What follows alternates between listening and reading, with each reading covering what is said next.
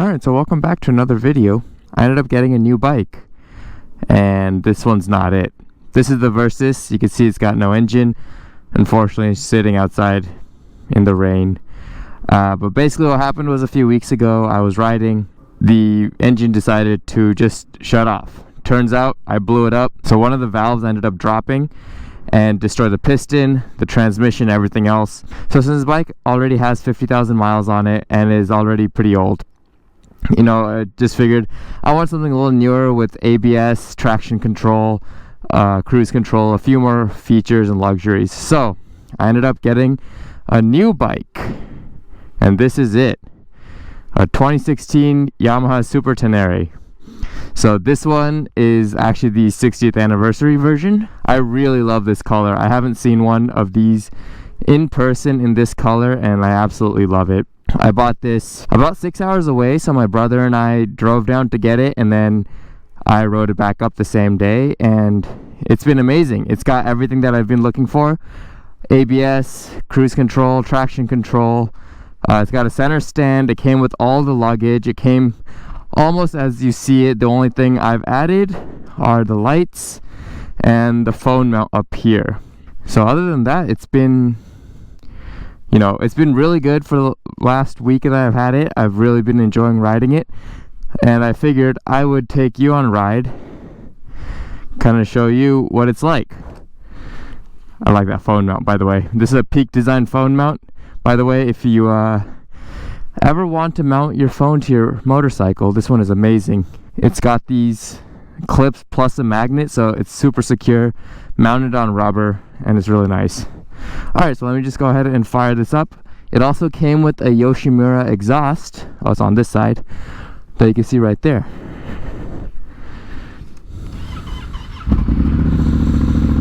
I think it sounds really good. Okay, so the first thing that you really notice on this bike, at least when I was test riding, is just how heavy it is. So I think this bike, as it sits with the luggage and everything, it's probably over 600 pounds. And so, you know, I mean, if you're a smaller person, it might be a little harder to kind of control in traffic.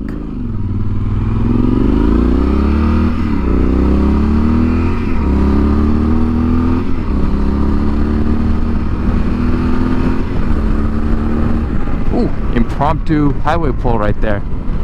We'll get to the engine later. But yeah, it's honestly, once you're above maybe 5 or 10 miles an hour, the bike just feels a lot easier to control than when you're kind of stopped or going really slow. So the only times I really don't like the weight is trying to move the bike around in the garage. You really feel the weight then. But you know, once you're above, again, 5 miles an hour, it's really not so bad. One thing that I do like about that weight and also the build quality is just how solid everything feels. So the brakes feel very solid. The clutch is actually very stiff. It's a hydraulic clutch and it feels very stiff to pull. I mean, it's very smooth, don't get me wrong, but it's not, you know, like my KTM where it's super light and easy to pull.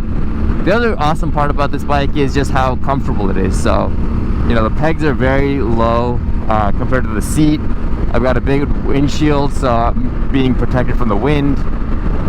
The handlebars are huge, so it's really easy to control. Also, cruise control, extremely easy to use. Just press this button, you see this light comes on, press set, and it's a game changer. I've used one of those throttle lock things where it just clamps around your bar and then hits your lever, and they work decent enough. You know, I've used them on pretty long rides, on iron butt rides, and they work, you know, for 10 to 15 bucks, you can't go wrong. But having actual throttle control where you can set the speed to whatever you want and just control everything through these buttons is so nice. You know, you don't speed up too much on downhills, you don't really lose a ton of speed on uphills like you would with the throttle lock. And I guess it's safer, you know, you can just tap either brake or the clutch to cancel it versus the throttle lock where you kind of got to twist forward and then get on the brakes. The only luxury feature this bike doesn't have are heated grips. They were an option. This bike didn't come with them, so I've got them ordered. I did pay the $300-ish for the OEM one, so I can control it through the screen and the switchgear. But once I have that, you know, I think this bike will be perfect. So let's get to what I think is probably the best part of this bike, and that's the engine. So this is by far the biggest engine I've ever owned. It's a 1200cc. And I think it makes around like 110 horsepower, 112 horsepower, so not anything crazy, but it makes 90 foot-pounds of torque, and it's by far probably of every bike I've ever owned. I've owned around 17 or 18 bikes now, and I've owned, you know, singles, twins, triples, 4-cylinders, liter bikes. Of all the engines I've owned, I think this is probably the best one I've had for street riding. It's just at any speed, in almost any gear, you know, you can just kind of twist the throttle. You basically don't have to downshift. So for example, if I'm cruising around 70 right now in 6th gear, I'm at around 4,000 RPM. Normally I'd have to downshift, but in this bike, you know, this is maybe quarter throttle, and it's just, it pulls so hard. Granted, above, you know, 95 to 100, the aero starts to kind of kick in because it's such an upright bike. But it just pulls hard all the time, and it feels really good. So I'm super impressed with this engine.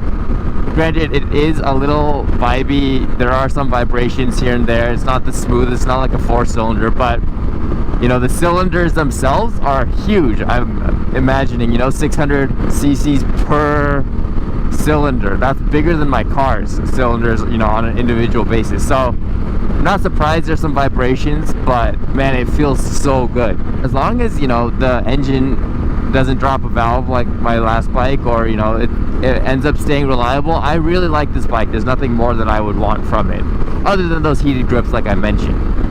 Honestly, the gas mileage is not great. I've been getting around 40 miles per gallon. You can see I'm not riding very slowly, so that doesn't help. My current fuel is 40.6 mpg for this ride, so, which, I mean, it's not bad, but it's not great. It does have a 6-gallon fuel tank, so you could probably get some decent mileage out of it if you just ride a lot smoother, but it's just too fun to ride like this. And the last thing that I'll say is not really a pro or con, is these are not very common bikes. I don't really see these out very often compared to something like an R1250 GS or a Multistrada or anything else. So if you like to be different, then this is definitely a pro. If you don't like the fact that there's not as much aftermarket or knowledge support, although the forums are great, they look awesome, and I've gotten a lot of information off of there already. But, you know, like for example, the engine, if this engine were to explode like my last one did, I don't know how easy it would be to find a replacement, because as far as I know, Yamaha didn't use this engine in any other bike. Whereas, you know, for example, my Versys, they made them for 15 years. They made them in millions of quantity probably, and they use them in that parallel twin in different bikes as well, like the Ninja 650. If anything ever happened to this bike, I feel like it would be especially hard to get replacements, especially, you know, for example, if I needed a tank or body work with this yellow color, that might be a little hard to get. So, however, I do think it's awesome to have a bike that not many other people own, or that you're not going to see very often. So it's kind of a pro for me, I guess.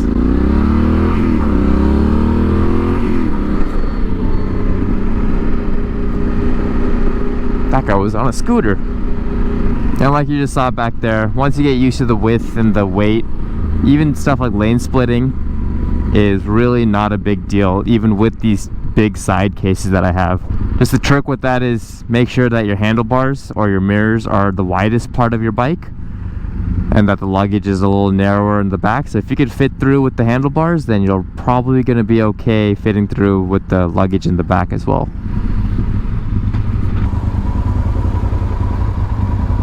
You just see how much bigger this bike is compared to that Gixxer on behind it. It's actually taller than my car too, which is kind of funny. But anyway, if you made it this far, thanks for listening to me blab about my new bike. I'm excited to hopefully add some more mods to it in the future and make some more content on it. Anyway, thanks for watching. Bye.